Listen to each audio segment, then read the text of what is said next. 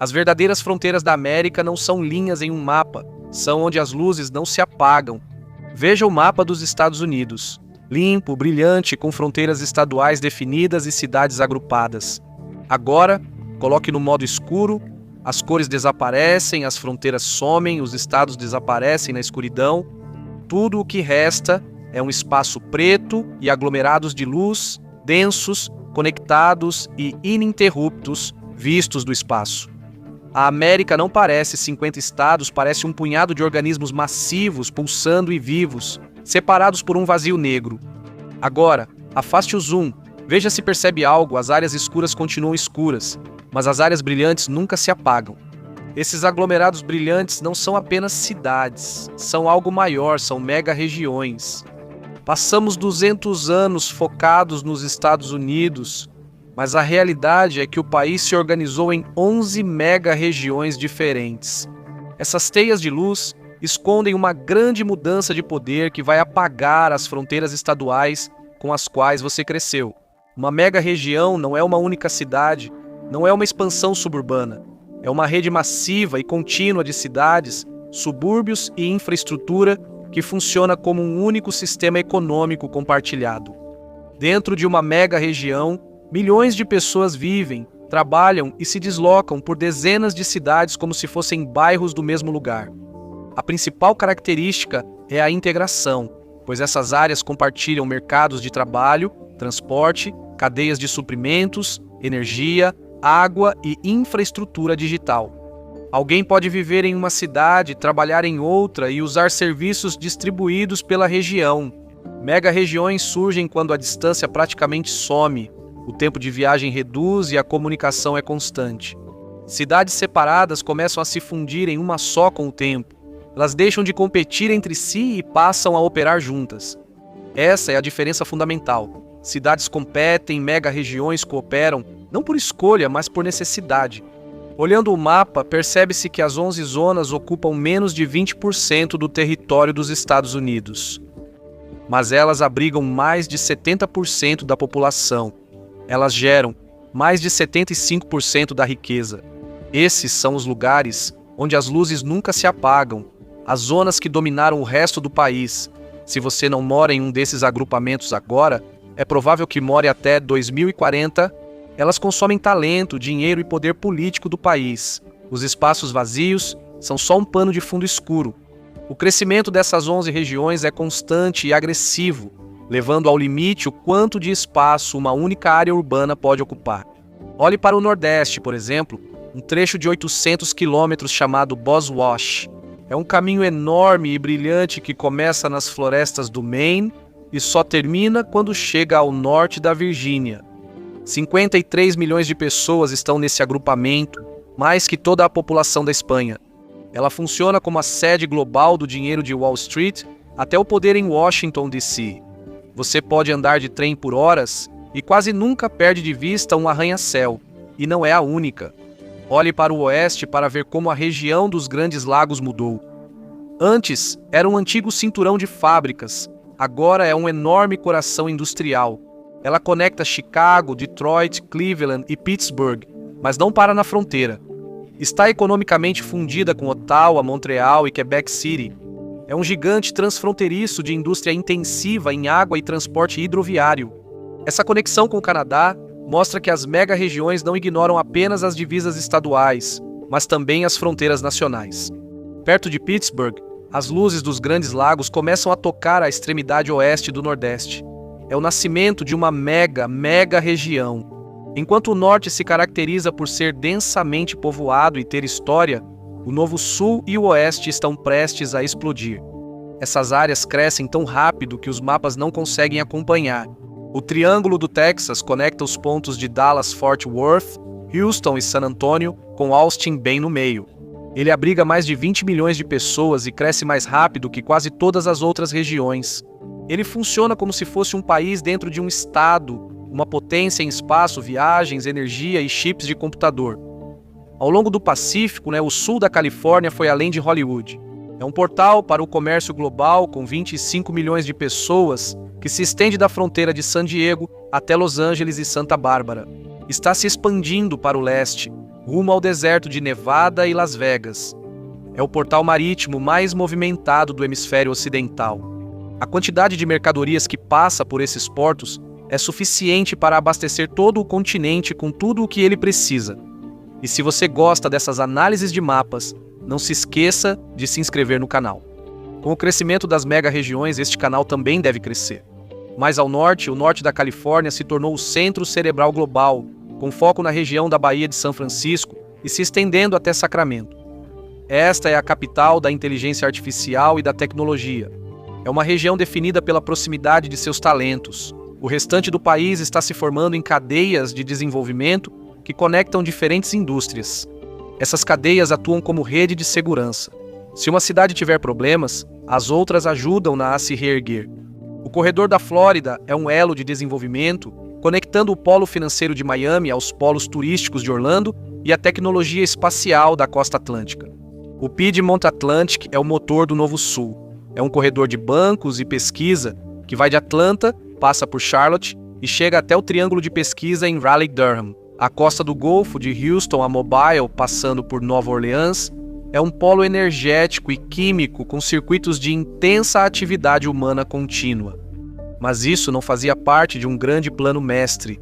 Não foi idealizado nos anos 50 como resultado de uma reunião de diretoria.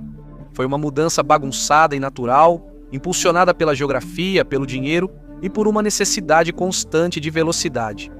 Para entender como chegamos até aqui, precisamos olhar para os choques que uniram essas cidades originalmente.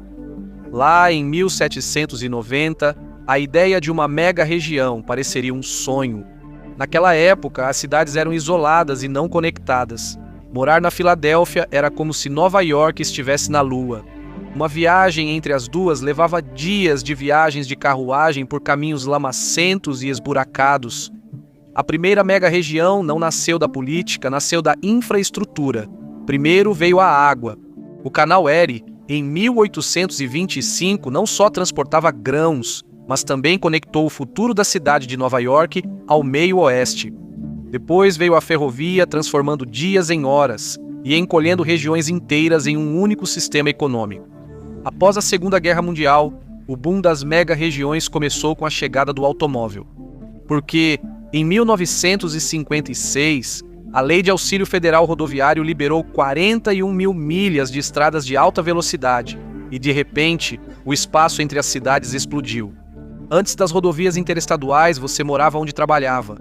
Depois disso, os subúrbios se expandiram, o trajeto diário ficou mais longo e as cidades deixaram de agir como centros isolados para começar a funcionar como uma máquina conectada. Essas invenções não apenas conectaram as cidades, elas as tornaram dependentes entre si. E quando isso acontece, o mapa deixa de ser sobre fronteiras e passa a ser sobre pressão. Isso criou a dominação dos subúrbios. Com a busca por quintais e cercas brancas, as pessoas deixaram centros urbanos lotados e as cidades se expandiram. Veja um mapa dos Grandes Lagos ou do Nordeste. A partir dessa época, o espaço vazio entre Filadélfia e Trenton, ou entre Chicago e Milwaukee, começou a se encher de casas, shoppings e postos de gasolina. As rodovias transformaram essas regiões em longos caminhos contínuos de movimento. As cidades deixaram de ser pontos isolados e viraram uma linha contínua que seguiria crescendo.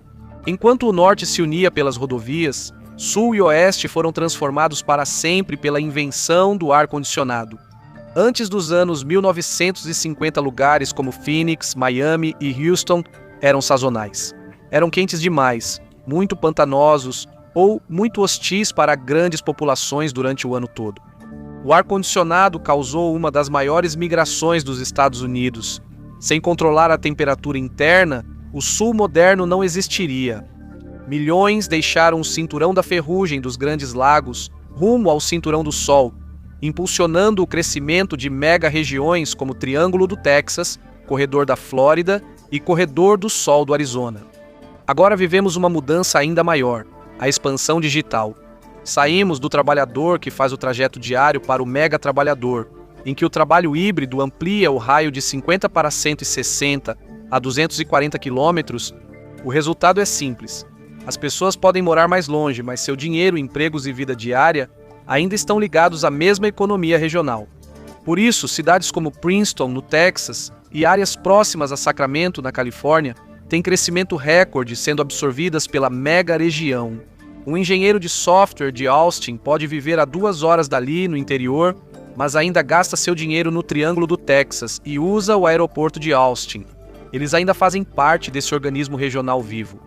Por causa desses choques, as 11 mega-regiões se tornaram como enormes aspiradores econômicos. Elas não estão apenas crescendo, estão sugando a força vital do resto do país. Essas regiões estão mais conectadas, como elos de uma corrente. Se um elo se rompe, os outros sentem. Mas agora há problemas ainda maiores, o ciclo de fuga de cérebros. As mega-regiões oferecem os maiores salários e o melhor networking.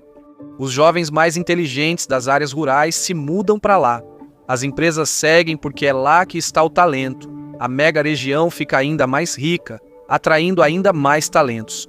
As 11 mega-regiões agora são blocos sólidos de poder, são autossustentáveis, mas se essas 11 mega-regiões são tão poderosas, se tem o dinheiro, a tecnologia e a vontade de expandir, por que ainda não se uniram? Por que os Estados Unidos não são apenas um brilho contínuo de luz de Nova York a São Francisco? Encontraram um problema que nem o dinheiro resolve.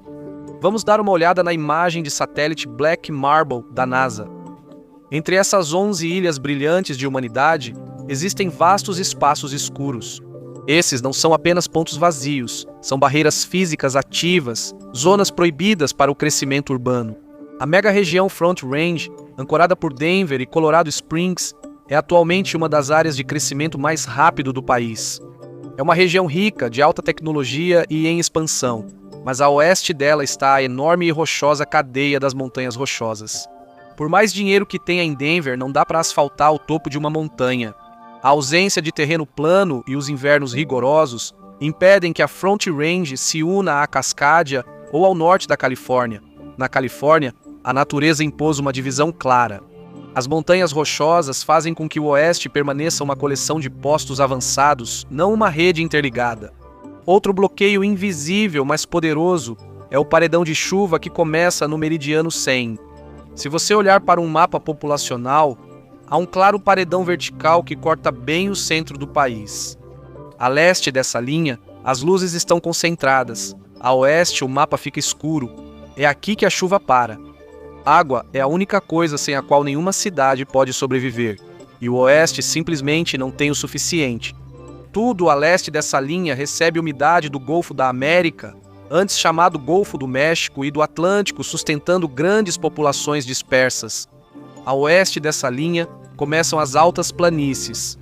Sem projetos de água bilionários, a Terra não sustenta uma mega-região. Dirigindo por 8 horas em Nebraska ou Kansas, você nunca encontrará um agrupamento grande o suficiente para ser chamado de mega. No sudoeste, o deserto serve como fosso natural que impede que os polos se toquem. A mega-região do sul da Califórnia e o corredor do sol do Arizona estão separados por apenas algumas centenas de quilômetros de terra principalmente plana. Mas esses quilômetros são alguns dos mais hostis da Terra. Os desertos de Mojave e Sonora funcionam como um interruptor físico para a expansão urbana. O calor é tão intenso que cria uma barreira mais eficaz do que qualquer cerca. Claro, trens de alta velocidade eventualmente vão preencher essa lacuna, mas o deserto garante que nunca haverá uma faixa contínua de Los Angeles até Phoenix. A escassez de água limita fortemente a expansão dessas regiões. As montanhas Apalaches, embora obstáculo menor, ainda dificultam o desenvolvimento no leste. Apesar de não serem tão altas quanto as montanhas rochosas, essas montanhas têm terreno denso, vales estreitos e solo acidentado. No século XVIII, elas impediram os pioneiros. Hoje impedem a mega-unificação. A terra força estradas, linhas de energia e trilhos a seguirem caminhos estreitos. Por isso, embora próximas, a potência financeira de Nova York e o centro bancário de Charlotte seguem comunidades distintas. As montanhas atuam como um ponto de atrito, desacelerando o movimento das pessoas e impedindo que as duas regiões se fundam em uma única super-região da costa leste. Depois, há o rio Mississippi, a força vital do comércio americano, mas que também é um enorme divisor. As planícies alagadas ao redor do rio são das mais férteis do mundo. As áreas úmidas da bacia do Mississippi formam um vazio entre os grandes lagos e o Piemonte Atlântico. O rio exige espaço e os humanos aprenderam a não construir tão perto. A natureza reservou essa terra, de fato, para a agricultura. Não se pode construir um arranha-céu de 50 andares em um delta que inunda a cada 10 anos. Isso cria um cinturão verde natural que mantém o norte industrial e o sul suburbano separados. Se você mora em Cascadia, sua vida é definida pelo Pacífico e pelas florestas. Se você mora no Triângulo do Texas, sua vida é definida pelo calor e pela pradaria. Cada ilha forma seu modo de pensar conforme sua terra. A geografia não só impede a dominação, mas molda a personalidade regional. Mas o que acontece quando as mega-regiões chegam ao seu limite? As cidades se tornaram como ímãs gigantes para dinheiro e talento. Mas esse sucesso está iniciando uma guerra silenciosa que pode deixar metade do país para trás. Cada mega-região está lutando pelo recurso mais valioso do planeta, o talento humano. Esta é uma luta pelo futuro, onde o prêmio são as mentes mais inteligentes e ideias inovadoras. Nesse cenário, se você não cresce, está sendo consumido. E essa tomada de controle tem um lado sombrio. A promessa de um palco maior, capital de risco especializado e um salário mais alto é demais para a maioria recusar, enquanto os melhores e mais brilhantes deixam cidades pequenas e médias. Eles deixam para trás comunidades que não são apenas mais velhas e mais pobres, mas desprovidas justamente das pessoas necessárias para resolver esses problemas. Os dados revelam uma América em duas velocidades. Mega-regiões crescem rápido, enquanto áreas intermediárias enfrentam crise populacional terminal. Isso cria um ciclo devastador. À medida que as pessoas vão embora, as empresas seguem, o que esvazia ainda mais a economia local. Isso leva muitas pequenas cidades a questionarem se ainda tem futuro ou se virarão cidades fantasmas. O crescimento de regiões que cruzam fronteiras estaduais resultou na mega-governança, pois a economia da mega-região ignora limites como entre Nova Jersey e Nova York, ou Indiana e Illinois. Quem administra essas áreas está ignorando totalmente as capitais dos estados. Eles estão formando superacordos para gerenciar os sistemas massivos, como água, energia e transporte, que mantêm a região viva. A Iniciativa Regional de Gases de Efeito Estufa, no Nordeste, mostra estados agindo como blocos regionais e gerenciando carbono ao longo do corredor Boss-Wash. O transporte segue o mesmo caminho. No Triângulo do Texas, construtores privados avançam com um trem de alta velocidade que pode unir Dallas e Houston em 90 minutos, tornando-as uma só unidade econômica. E o trabalho híbrido acelera essa mudança. Mais pessoas mudam-se para subúrbios distantes, mas continuam ligadas à mesma mega-economia regional, fortalecendo identidades regionais. As pessoas estão se definindo pelo seu agrupamento em vez do seu estado, mas uma mudança repentina está prestes a forçar milhões de pessoas a voltarem para o norte. Em 2050, os mapas do século XX serão itens de colecionador. A transformação estará completa. A América não será mais uma nação composta por mega-regiões, será uma nação formada por uma coleção de 11 mega-regiões superconectadas, separadas por uma vasta zona de serviços automatizados. A tecnologia terá construído pontes de alta velocidade sobre abismos que antes nos separavam. Os primeiros sinais já aparecem. Trens de alta velocidade e rotas autônomas estão tornando as viagens mais rápidas. Ao sair de uma casa tranquila no deserto e chegar a uma reunião em Los Angeles mais rápido do que atravessar a cidade de carro hoje, as duas regiões tornam-se uma só área econômica. O surgimento da IA onipresente significa que o polo da mega-região vai se estender para o mundo digital. Já estamos vendo uma geografia de 2 níveis. Você pode morar fisicamente em uma pequena cidade no Vale dos Apalaches, mas se sua vida digital está ancorada no corredor Nordeste, você é um residente dessa mega-região. Essa dominação digital permite que as áreas colham o trabalho de todo o continente sem precisar pavimentá-lo. Talvez a mudança mais surpreendente no mapa de 2050 seja a Grande Guinada do Norte. Por um século, a história da América foi ir para o sul e para o oeste em busca do Sol. No entanto, com o calor extremo no cinturão do Sol afetando a infraestrutura e o aumento do mar ameaçando áreas costeiras da Flórida e do Golfo, cresce um movimento de retorno ao norte. A mega-região dos Grandes Lagos está sendo rebatizada como o refúgio climático do século XXI, com acesso a 20% da água doce superficial do mundo. Cidades como Chicago, Detroit e Buffalo estão vivenciando um enorme crescimento populacional. Desta vez, baseia-se na segurança hídrica.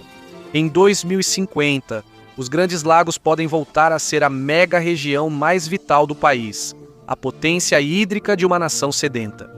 Quando a ocupação acabar, os espaços vazios entre as 11 ilhas virarão zonas de serviços de alta tecnologia. Essas áreas não ficarão abandonadas.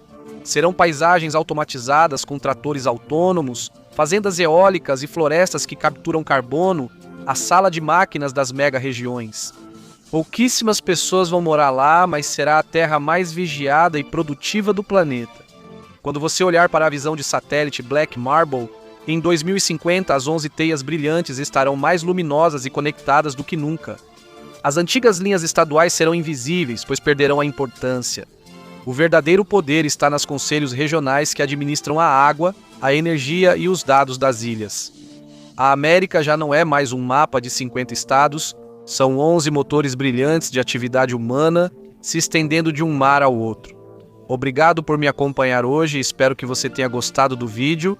E se você quiser ver mais vídeos como este, por favor, considere se inscrever e ativar as notificações. Isso realmente faz diferença. Mais uma vez, obrigado e até a próxima no MAPEC.